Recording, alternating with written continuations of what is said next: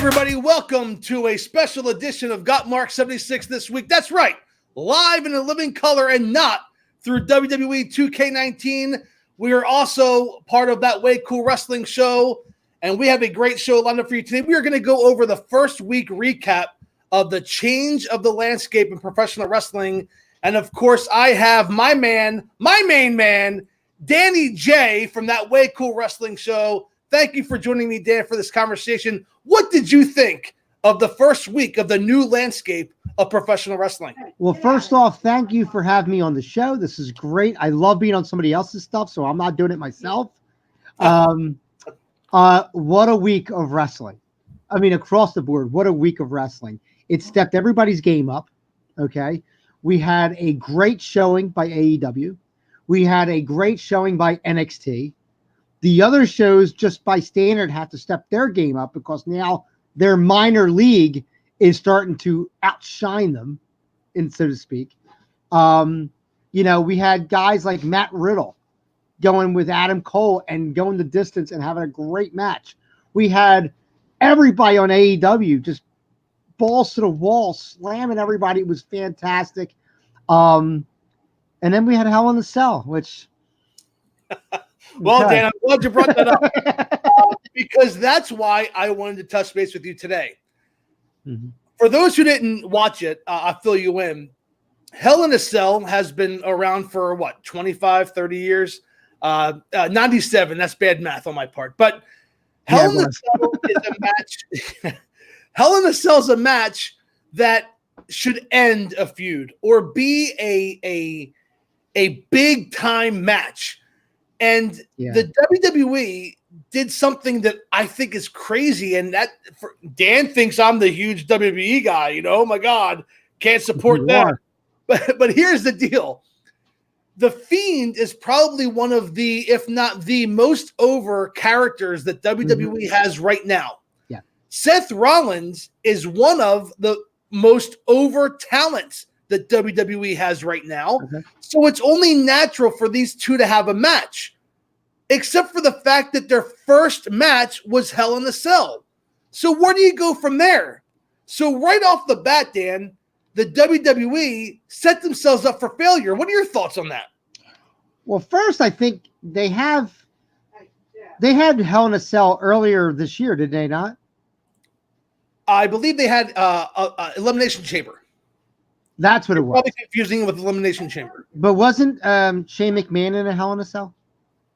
Or something? You know or was it the women? I don't remember. I'm sorry. No, the women. There was a women's Hell in a Cell match.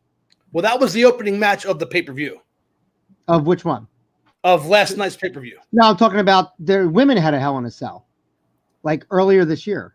Maybe. You know what? Everything Banks, something like that. It just seems like what the point I'm making is that I thought that these big matches, like Elimination Chamber, like Hell in a Cell, they're being used possibly too often, too frequently, I should say, which kind of takes away their stance in what kind of deal maker that particular match can be.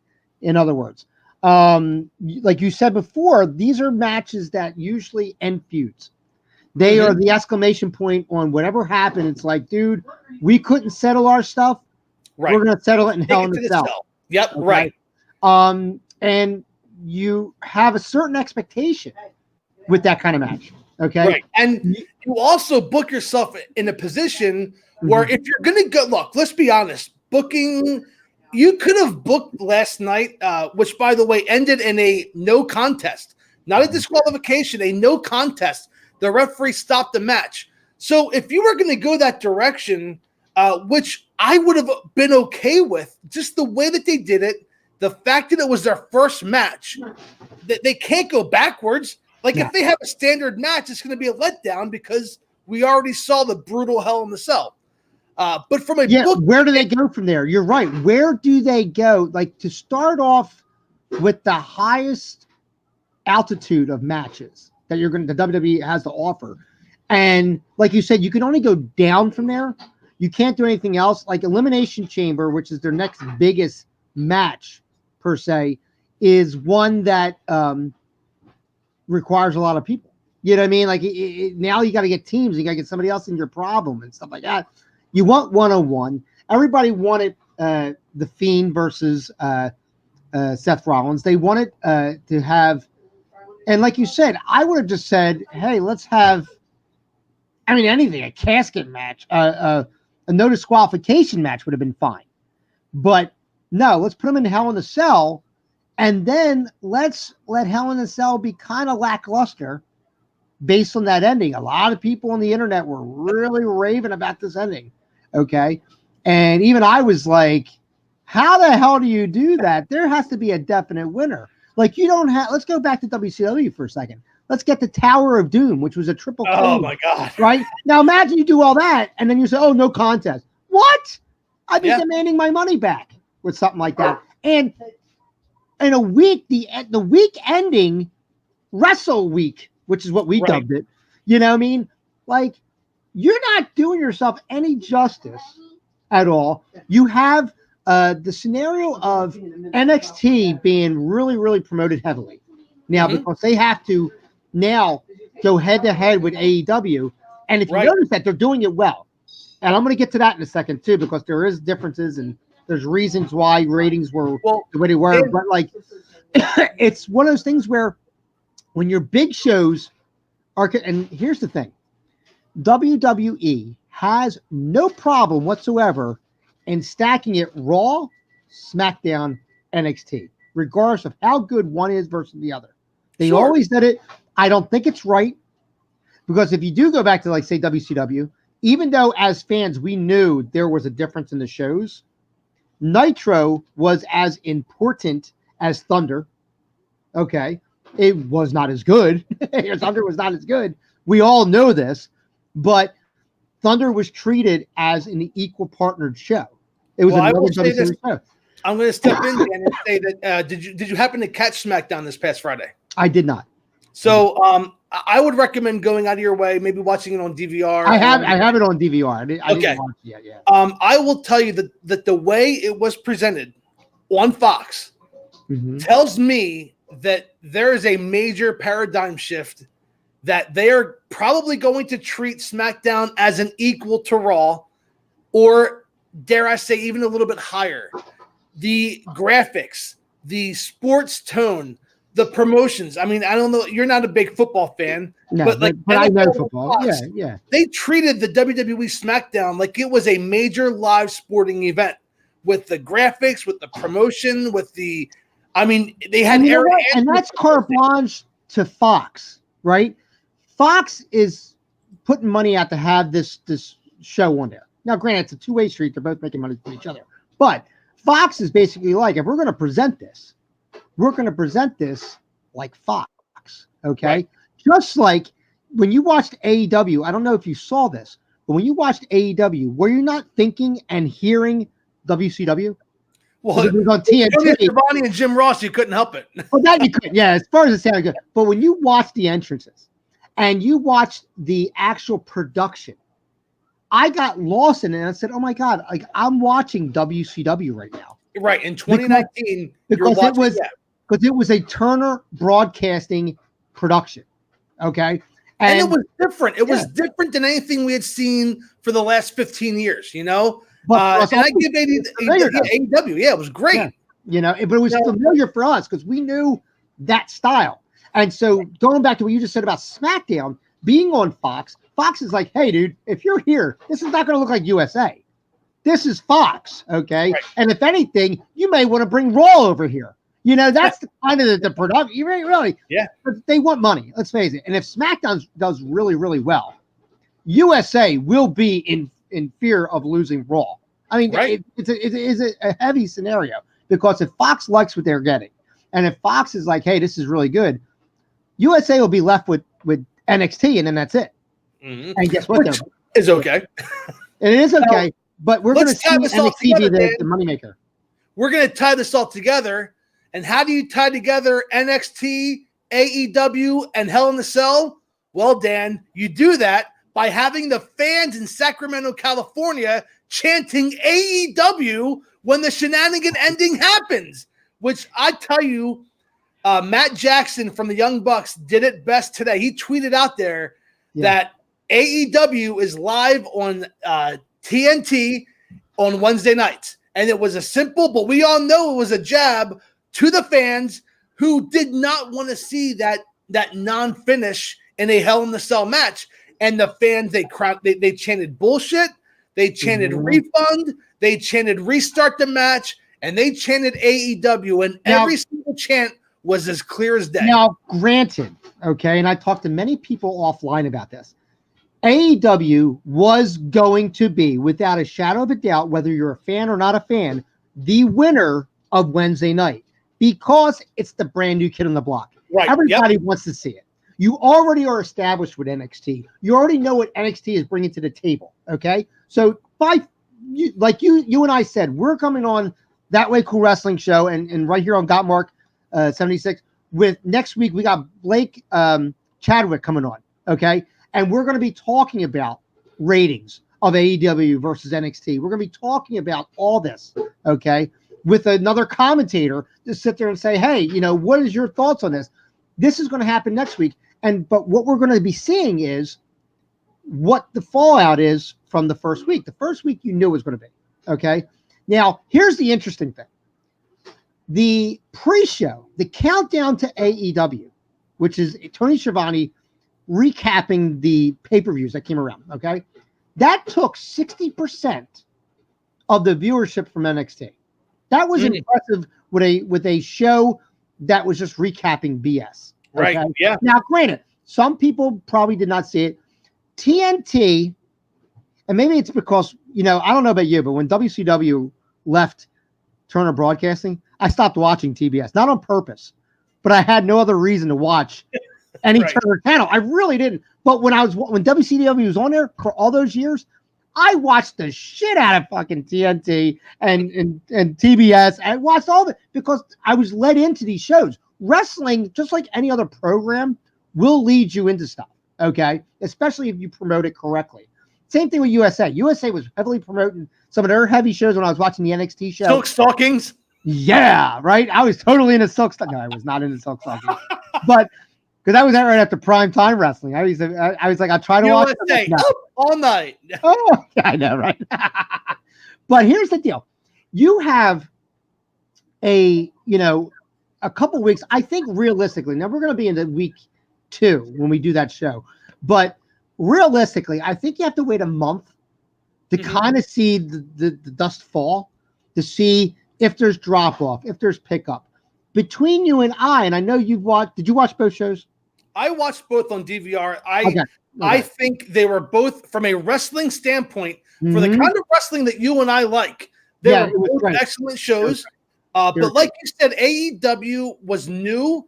Yeah. And I think going forward, I will be watching AEW as it happens, and then NXT on DVR the next night. If they stay doing what they're doing, there's no reason not to do that because they made it exciting. It was Smash Mouth the whole time. We're talking about people that we're already familiar with, even the WWE fans. You got Chris Jericho. You got other guys coming in here, stuff like that. Now, I will say this, and I watched NXT yesterday, okay? And on DVR, and Mauro Ranallo is the most exciting person in professional wrestling today. Yeah. He is fantastic. I love him. I would kiss him on the mouth. He's fantastic. I love him. He's great. He really is great. Now, he, to me, could not save NXT. That episode. I really did. I liked the Matt Riddle match. Adam Cole was great. That was a great match. Great match. I loved watching Fish and O'Reilly because they're like musicians in the ring. Right. Okay. Candice LeRae, it was so slow. That women's title match was putting me to sleep.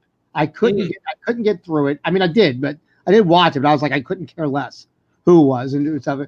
And then Mia Yang, who used to be in TNA, wrestled some other Japanese woman, and I wanted more out of that match. So the women kind of let me down on NXT this past week.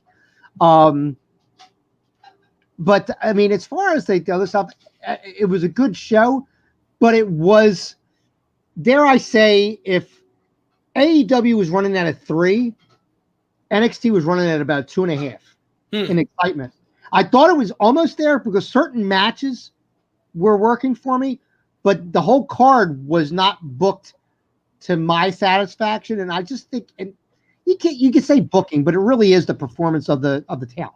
Okay, I thought Candice LeRae or whatever. Yeah, I thought for someone that they were building up really heavy to go against the NXT Women's Champion, she was kind of slow. I've seen other women wrestlers like her who are very careful, and that's what I got out of her, that she was very careful when she was doing what she was doing. I think she's very talented, and you can definitely see she has what it takes. I kind of agree with you. She was a little slow. She was a little cautious. Very cautious. And I thought that kind of took away from her because it made it kind of slow for me. And Shayna Baszler, they've been building her like a monster, which she is, a legit UFC fighter. And so I was okay with that match because as long as Shayna ended up retaining what she did, I was okay. And they made Candice look strong in defeat, which NXT is great with their booking. Their storytelling is fantastic. I hear what you're saying. Yeah. This week you felt the matches themselves let you down. I mean, there were some great matches, don't get me wrong. But I think what you're saying is let me tell you something. Mauro Ranallo made it sound like it was WrestleMania. He's fantastic. I mean, he really is. The place popped uncontrollably when Finn Balor came out. And I think Finn Balor is a great addition to NXT. I think he was getting lost in the shuffle up in Raw. Mm-hmm. He really, really was. I even think he would get lost in the shuffle on SmackDown because with the way they're booked, these shows, you know this. They instead of just booking everybody correctly, they book their top 5 for about 30 months. And then, you know what I mean? And then you're just stuck watching these 5 guys go at it, and they're not even going at it. Even they're tired. You know what I mean? It's like, dude, I really want your title, but I don't need it today. That's what you get out of it. You know what I mean? And you got guys like Finn, who's the first Universal Champion. Never got it back. He didn't even he held it for less than 24 hours. Yeah. Hurt. Never lost it. Okay. And got one rematch against Brock Lesnar. Brock Lesnar. Yeah, of all people, right? So then, and that guy's got the Undertaker deal, so you're not winning against him. I mean, you're really not. You're not doing it.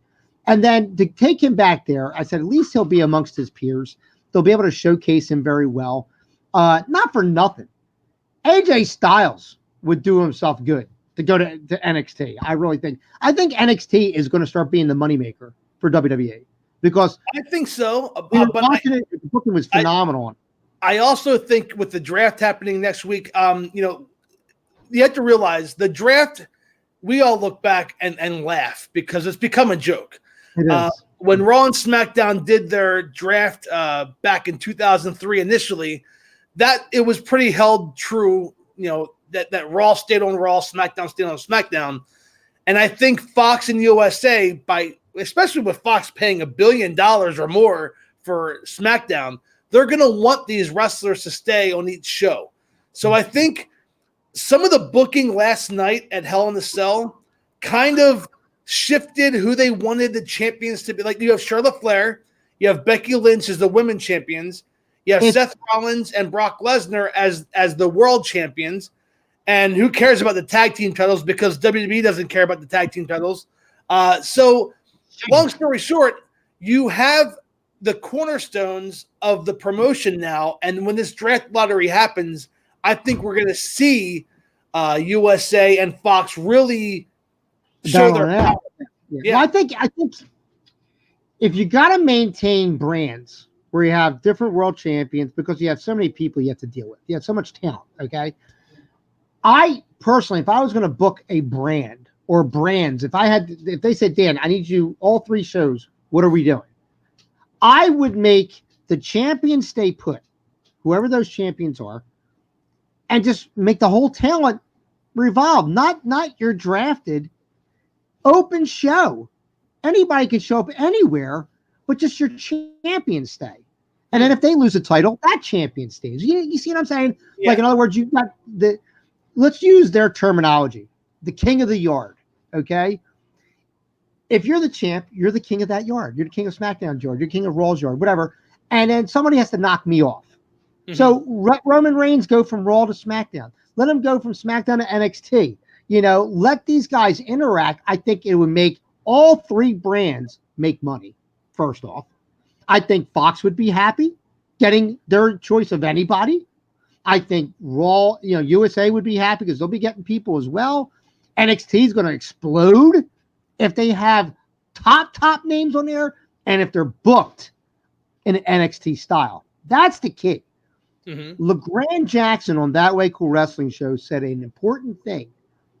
If NXT becomes the moneymaker, which I predict it will be, because not for nothing, it was like the diamond in the rough that you're keeping in the back pocket and you're not showing anybody. You're going to watch, or you're going to see, unfortunately, that show turn into the other shows.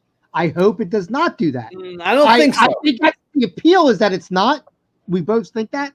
But the hope is that if it's a moneymaker, we need to pay extra special attention to it. I can't have my NXT stars potentially getting hurt. It's a double-edged sword. It hurts what we're seeing, but it's protecting their product.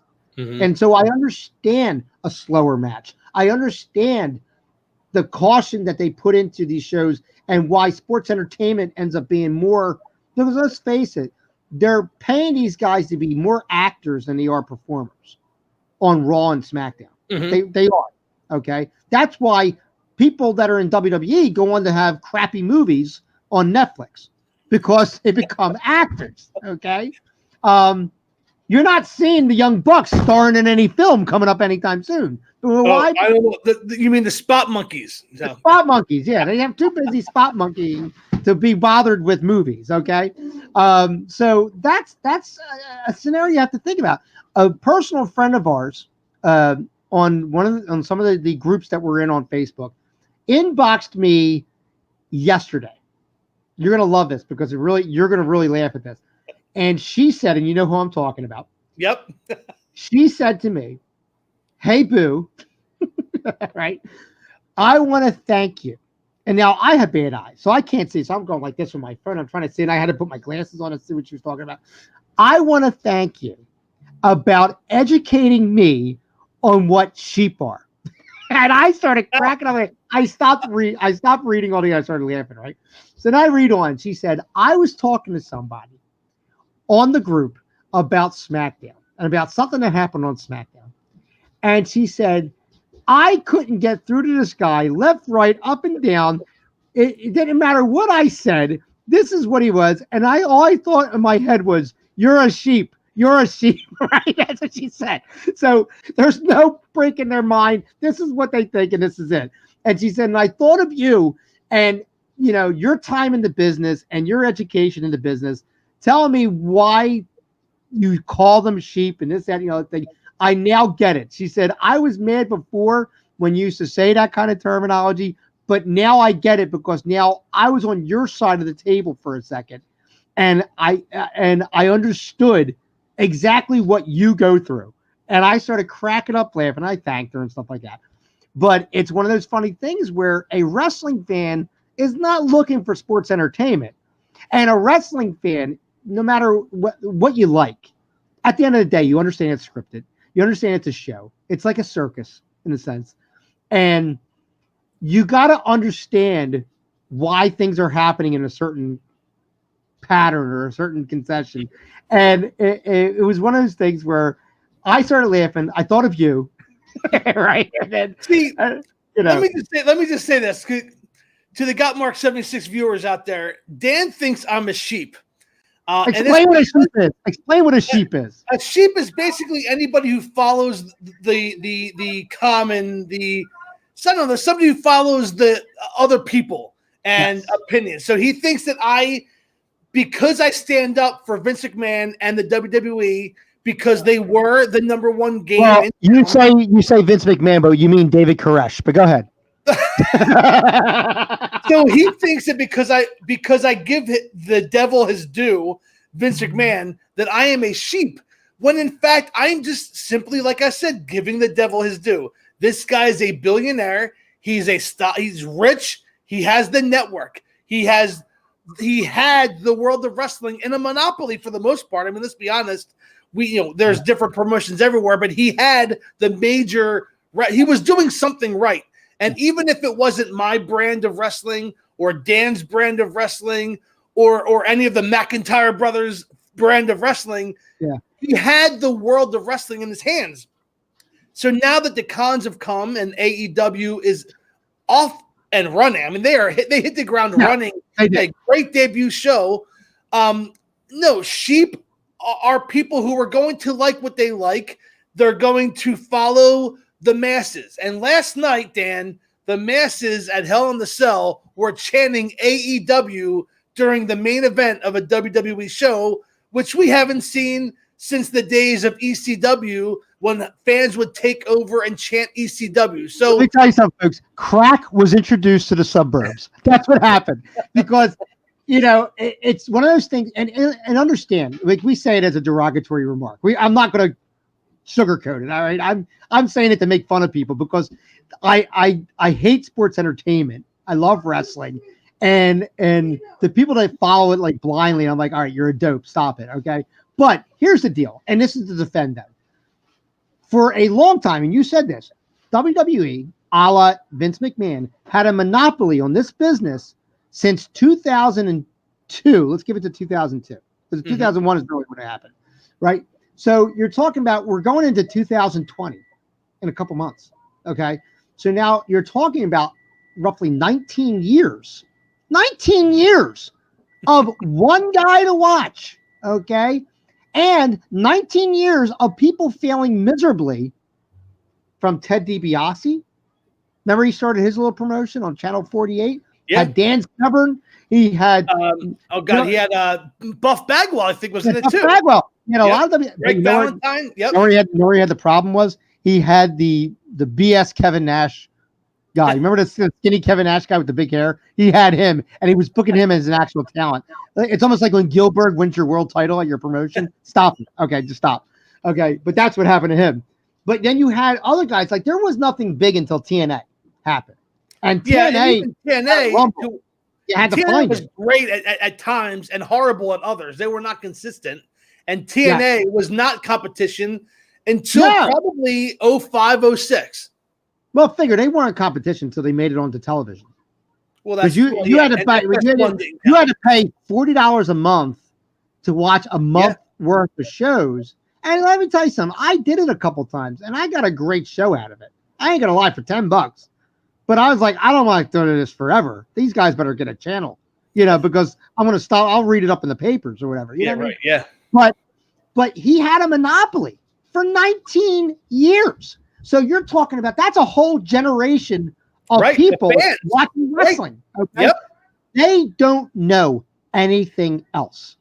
Okay. They're not exposed to anything else, right? You get the channel, you get the network, right? The network is only how old? 5 years? Oh God, 5 years. Yeah. 5 years, right? So now you're talking about the network bringing in old WCW, bringing in stuff that they didn't watch. Okay, bringing in old NWA, because you can go back a little farther and get some NWA stuff on there. Those kids don't know what to do with watching that stuff. Let me tell you something. My nephew's not with us anymore, but I set my nephew down to watch Barry Windham versus Ric Flair for the world title. TV time remaining. Worldwide Wrestling. We both watched it. It was a 60-minute slobber knocker, to coin JR's phrase, and there was no chance. There was no winner. It was TV time remaining. I was 5 minutes into that match. My nephew's like, what is the stopping? I'm like, are you out of your mind? I said, you got 55 more minutes. He said, what? He had no clue. The matches went that long. I said, dude, I watched this on a Saturday afternoon with minimal commercial breaks. Okay. I said, I was on the edge of my seat the entire time. I didn't play with toys. I didn't do nothing. I watched that match and I was glued to the television. Kids today don't have that. They're not trained for that. They're not tuned for that. But a lot of that social media, a lot of that is YouTube. Oh, yeah. I mean, we're on YouTube right now, and YouTube has changed a lot. And we had mentioned it earlier. We now have choices to watch: AEW on Wednesday, NXT, Raw, SmackDown, NWA 605. And I'm excited for that. I saw some of the spoilers. I'm looking forward. I'll give it a shot. Why not? But the fact is that a lot of these promotions can do a highlight, a best of, and if I can watch a 3-hour show in 15 minutes on YouTube, I'm going to do it.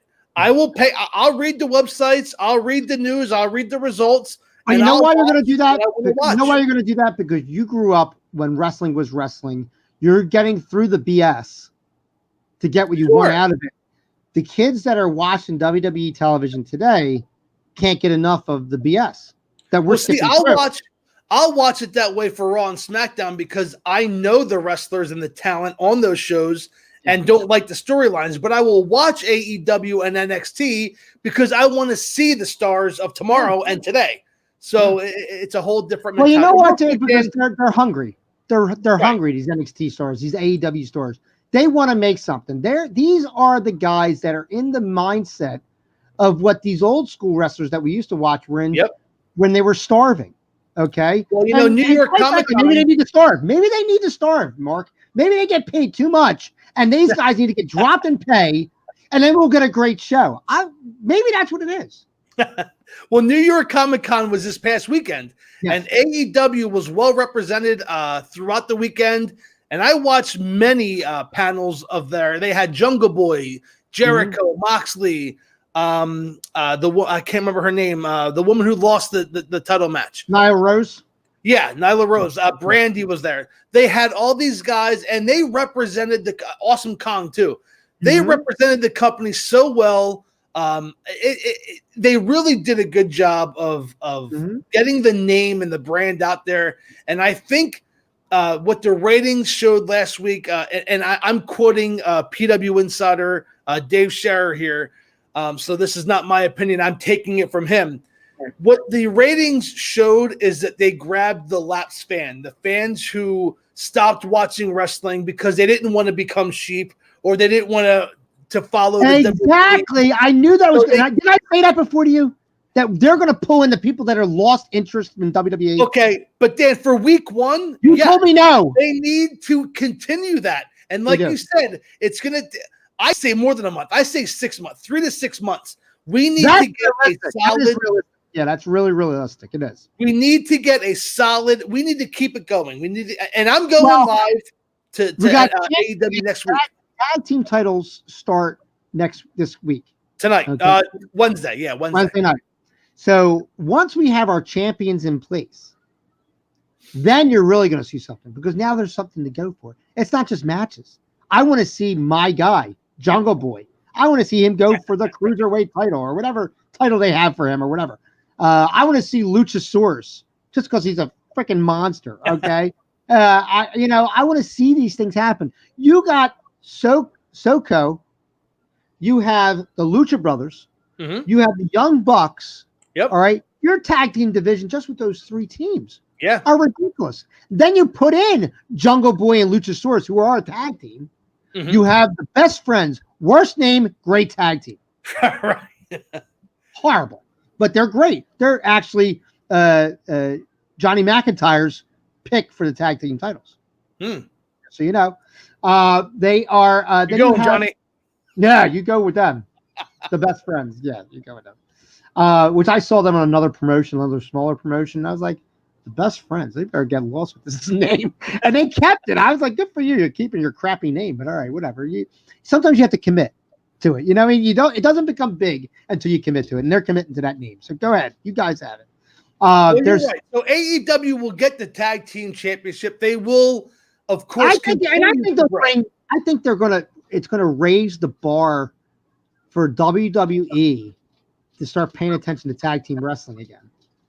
Which they have in recent months, but they've kind of. I really think with the fall premiere of Raw and SmackDown, they kind of let some of the things slide because the best tag team match in recent weeks was last night at Hell in a Cell when the Bludgeon Brothers took on Roman Reigns and Daniel Bryan. A great tornado tag team match. I recommend you going out of your way to see that.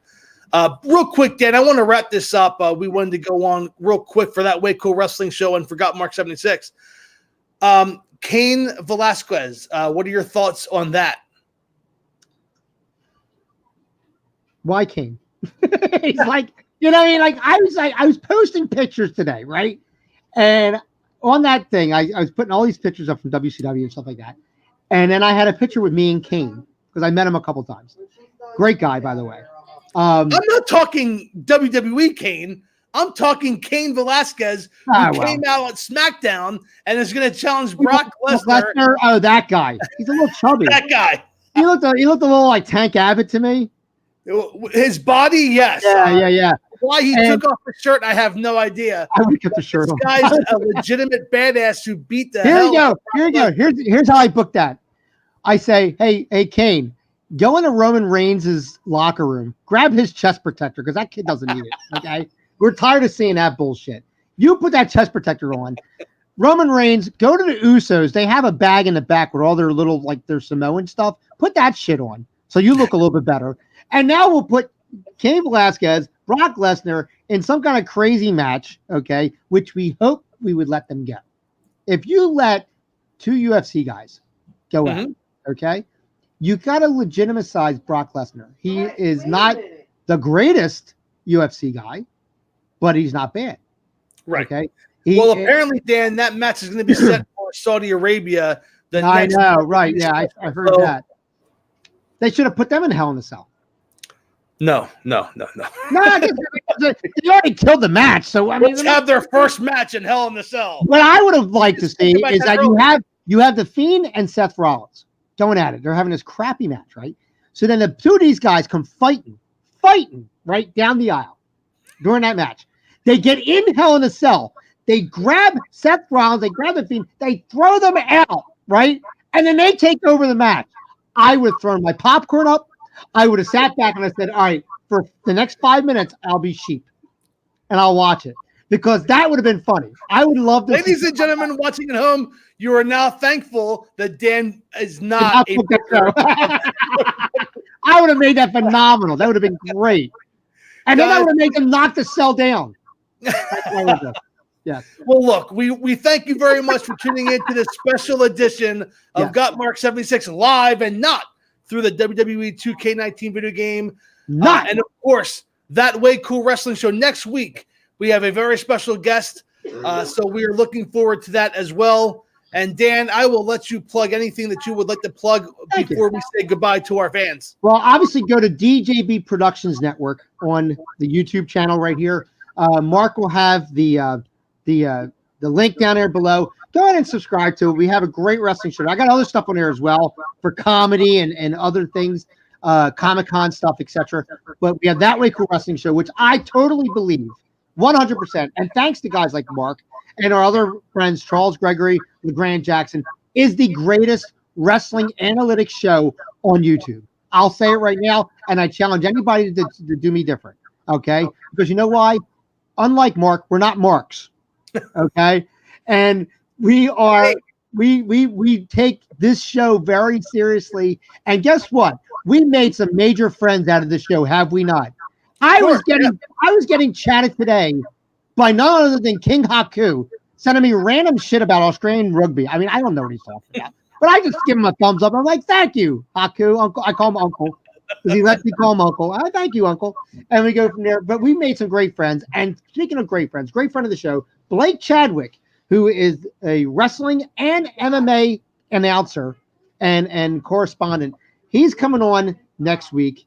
We're going to be talking about AEW. We're going to be talking about NXT. We're going to be talking about SmackDown and Raw and everything that we're talking about right now. But we're going to get his name. He's in the business right now. He is getting booked doing these shows, and he has the inside track, which is going to be great. We're going to talk about that. We'll talk about MLW and all kinds of stuff. Hit the subscribe button down here for Gotmark76. Hit the subscribe button for DJB Productions Network.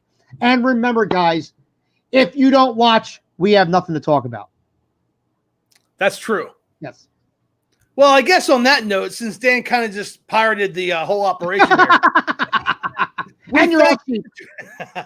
we thank you for tuning in. And Dan, it's the line of the night. We will see you at the matches. Goodbye, everybody. See you guys.